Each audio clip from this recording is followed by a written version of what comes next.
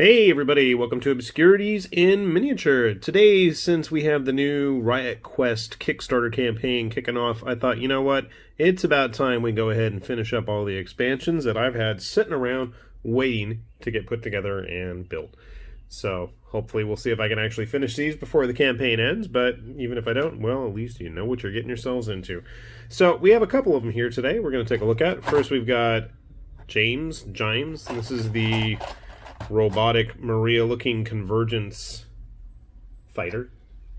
No, she's guard class, so that's more like the, what's it called, tanker types.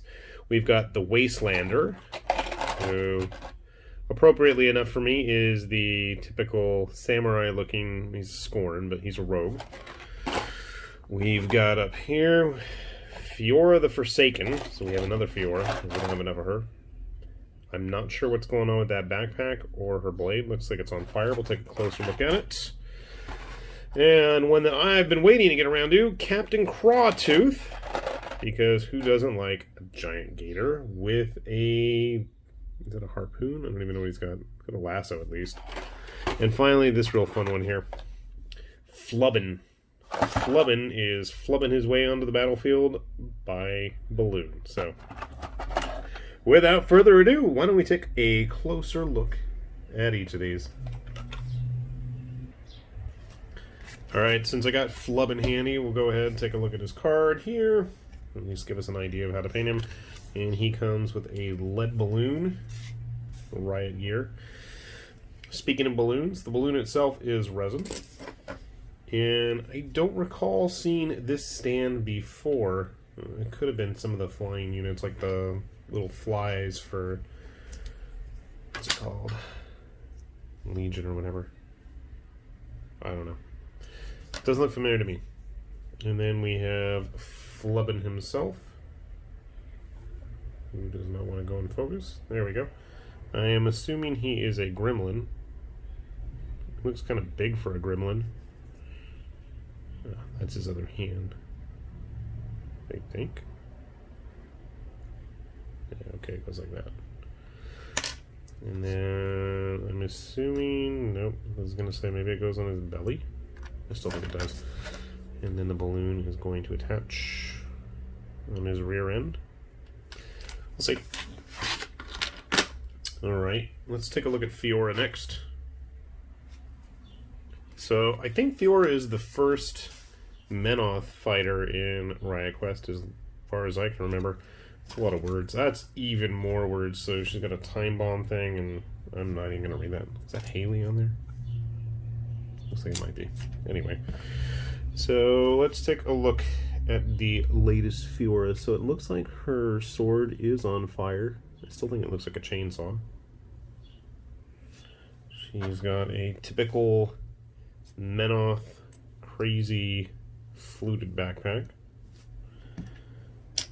And then finally, her head is a separate piece. So if you're worried about like really tiny complex builds, I wouldn't worry about it too much with this game, at least so far, especially with the expansion models. Not that I can get that in focus, dude, come on. Anyway, so that's Fiora. 3 parts isn't too bad. Let's grab the Wastelander next. So the Wastelander, it's nice to see some artwork for it. It's in color. I hadn't seen that yet. Looks good. Like the style. Not your typical Scorn colors, surprisingly. And he's going to come with invisible sneakers. So he's not the most complex model either. He is a body and his hands holding the sword. So pretty simple, like I said. Next up, we'll put James or Jams or whatever her name's supposed to be. We'll grab her. So, Jimes, J-A-I-M-S. I don't know how you want to pronounce that. Anyway, she's going to come with telescoping blades. She is going to be a little bit bigger than the rest. She's on a 40mm base, and just looking size-wise even, grabbing Fiora's body there. It's a little bit more complex. We've got the head, which should go somewhere. Who though doesn't want it? figure that out. And then her arms are actually separate pieces with, like the card said, telescoping blades. Then finally, what looks to be the biggest one of the day so far, Captain Crawtooth. I wanted to say Captain Caveman, but that's not him. So, surprisingly, they have Captain Crawtooth done up in a white jacket and hat. You can do that. And he comes with a medicinal stew. Nice. And it's actually a giant fish hook that he's coming with. He's going fishing. So he's going to be on a 40mm base as well. We only have 3 parts here, so nothing too complicated. The hands, and obviously if it doesn't want to fit exactly. His body is resin, by the way, in case you could not tell. I'll forgive you if you can't. Yeah. You're probably going to need to play with the rope for his fish hook to make sure everything attaches, but I think once it's all put together, it's going to be pretty solid there. It's pretty thick. I mean, you can see here by the size of my finger, it's pretty solid.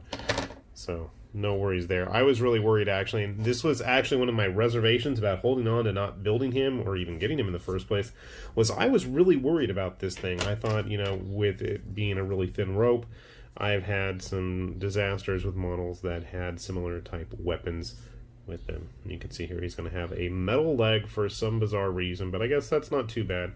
Should help prop up and support the body. So I don't think I've ever seen resin this light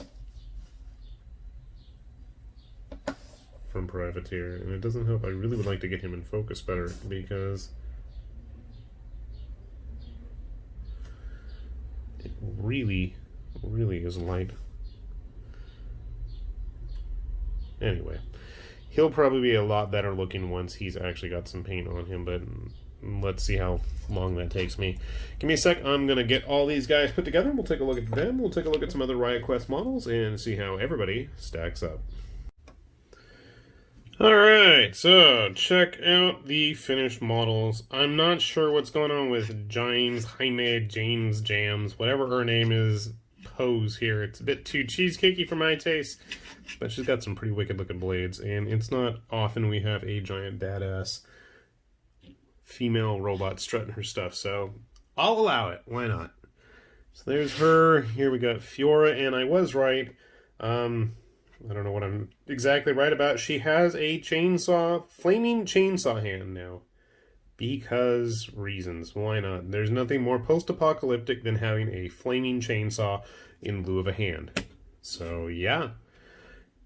Here is the Wastelander with his ridiculously large sword. And I think given a more human paint scheme, rather than the kind of yellowish-orangey ochre that they tend to use for the Scorn, you probably could get away with using him as a ninja or samurai or ronin in just about any other Far Eastern tabletop game. There's no reason you can't there. And then we got the captain. Oh, captain, my captain. Who is a little bit on the shorter side, but then again, he is hunched over. Does take up quite a bit of space with his full fishing line and everything there, so I will forgive him on that. For whatever reason, we never do get many upright crocs. And finally, there's Flubbin. Flubbin, I cannot get to stay posed on that base without falling off. And I also realize that Flubbin is actually a female, but that doesn't really have much impact game-wise. The resin that they used for her balloon feels a little different to me. It was actually really easy to work with. That was nice. It was definitely a nice touch. I do like that it's going to give her a bit more weight where she needs it. So just she's going to sit like that when all is said and done. But for the time being, we'll just have to leave her on her base. So grabbing some other Riot Quest models we got handy. We got Weird Wendell here, who came with the expansion for the gates. See here, fits in quite well. Using our Crucible friend here, who's also on a 40mm base. She is a little bit shorter than our Convergence friend here, but you know what? It works out well. So I really do like just the sheer variety of models we've got at this point. You really can't say that Privateer has been doing anything but coming up with interesting, funky stuff. Now, obviously, they can't all be as funky and as awesome as Bloody Bradigan Pitt here, who I really wish would get some rules, but, you know, that's a whole other can of worms that the captain might not want us to open up yet. So, gotta say, I really do enjoy the line.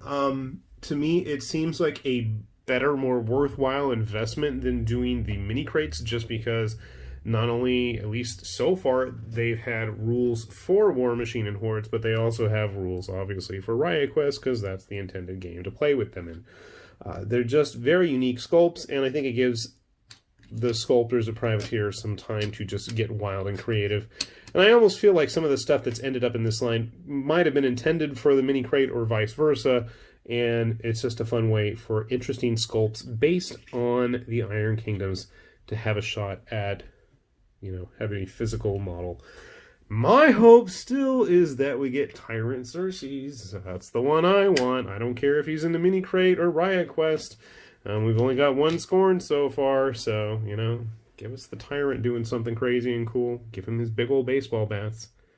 I'll be happy. Anyways, this has been High Lord Tamberlane with Obscurities and Miniatures, saying thanks for watching, and we'll see you back here soon. Bye-bye.